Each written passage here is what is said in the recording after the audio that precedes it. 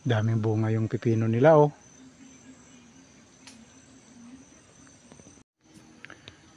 Yung pa siya hinahakot niya yung nakasako-sako dalhin doon sa pagkargahan ng kalabaw. Ay, nakakamada naman na pala yan. Oh. Bigat nga itaas. Bakit kung idiretso doon yung kalabaw? Yan. Paikot doon sa kabila. Sila makaakyat. Di kaya? Diyan pa.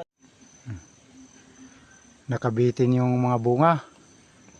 Ang lalaki na.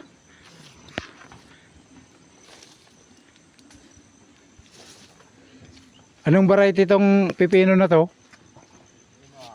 Ha? Emerald? Ganito yung dahon niya, green na green, ang lalapad ng dahon. Ay, ito ba?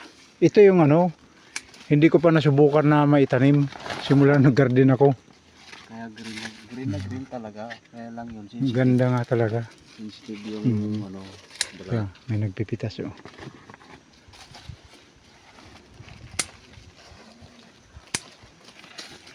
Lalapad pa ng dahon. Parang dahon ng kalabasa. Malapit na maging gabi. Okay. Dahil ng gabi.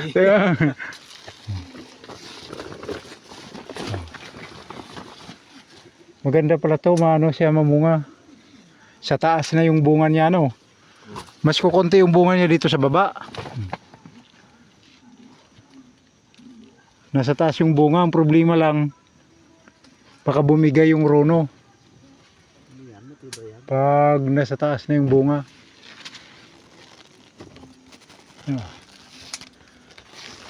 Tingnan natin yung tuktok, puro nakabitin yung bunga oh. Tanim mo kagawat. Ha, kaya nga eh. Buti na lang yung nakatanim ako ah.